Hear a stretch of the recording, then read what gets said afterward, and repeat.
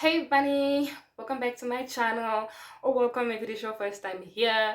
My name is Hanni. If you're not subscribed yet, please hit the subscribe button and turn on the bell notification so you get notified every single time I post a new video. If you need a reason to hit the subscribe button, here's your reason. I'm fun, I'm exciting, and most importantly, educative. So if you like any of those three words, you're definitely gonna enjoy this channel. So hit the subscribe button and join today's video. We are educating. Maybe not. We are sharing, okay? So today's video, I'm going to share my experience being hard of hearing and how that impacted my life while I was at university. Stay tuned for maybe in the next 3 days or next week. I'll do a video, so maybe next week Tuesday I'll do a video where I share my experience being hard of hearing and having to do a 9 to 5 job. So yeah, so let's get into today's video.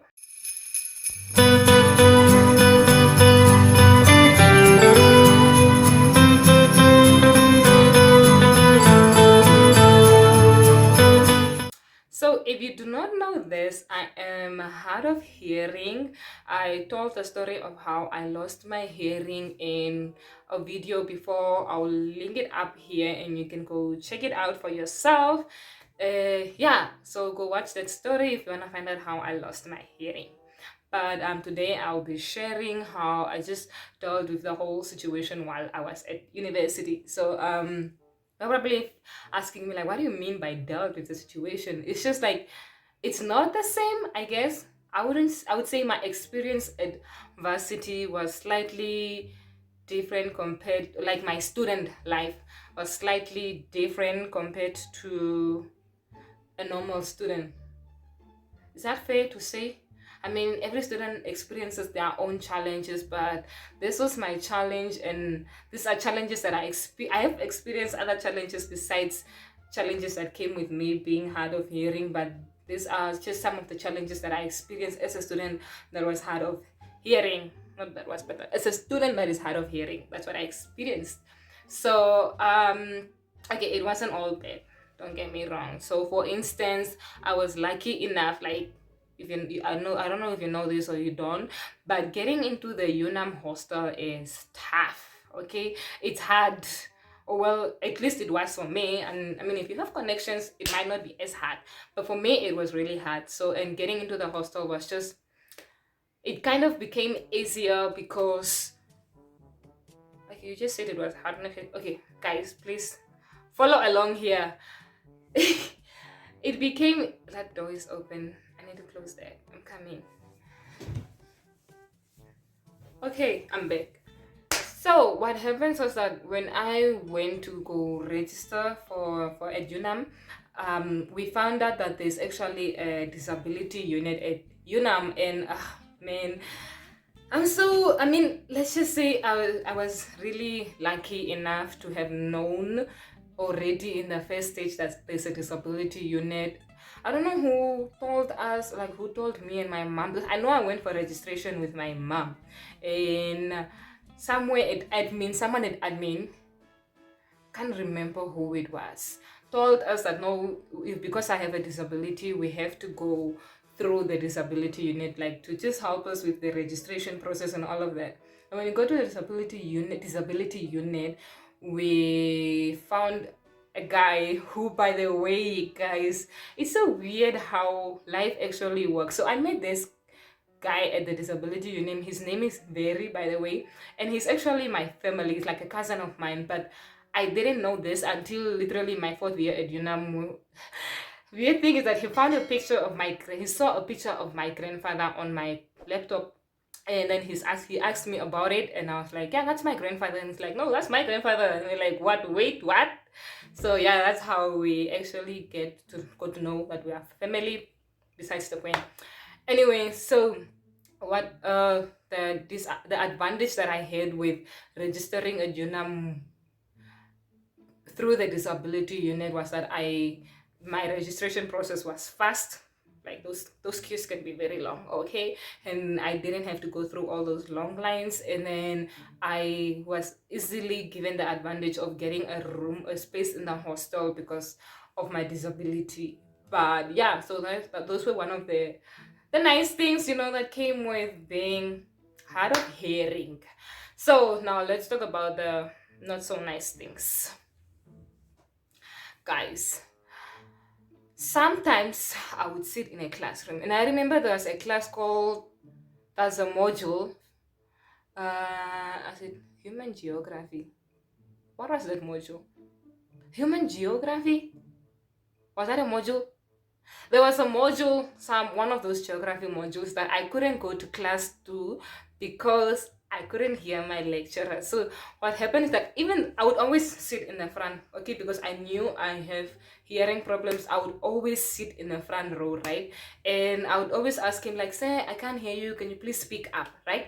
And he would speak up literally for like 5 words, 3 sentences. That's how long he would speak up for, and then he would go down again and start speaking low again, and I could never hear what he said. So I just decided not to attend his class anymore. So I did self-study for that module, because what was the point of me going to a lecture every day and just not hearing anything, walking out there feeling disappointed? And it was so stressful. I don't know if other people feel this way or not, but it was just so stressful that I just wanted to cry every time I thought about going to that class, because I was like, I might be failing this module, and just because I can't hear. So I just had to do a lot of self-studying, and yeah, that's how I got through that module. So the other thing was that I would always have to have someone sit next to me. And this is where my best friend today comes in. And this is why I'm so, so, so grateful for her. And I probably wouldn't even have been able to complete some of the courses if it wasn't for her.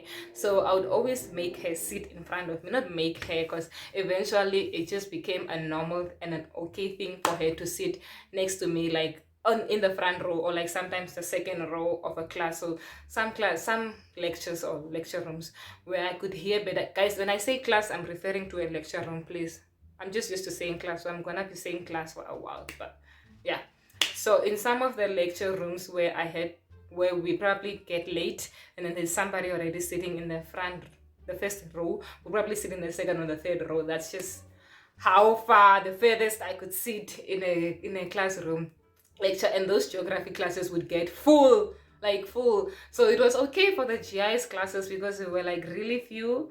We started off about maybe 20, and when we got to final year we were about 7. So it was like a really small class, but then we had those modules that we shared with everybody else, those math and geography modules, because I did a 2 minor, that would share with more people. And so those ones would always have to make sure we sit in front and we get there early. So I'd always have a friend of mine, Karina, sit next to me. And what would happen is that when the lecturer is saying something and I didn't hear what he said, I would ask her and she would basically tell me what the lecture said. So that was my second strategy, I guess, at hearing what the lectures were saying.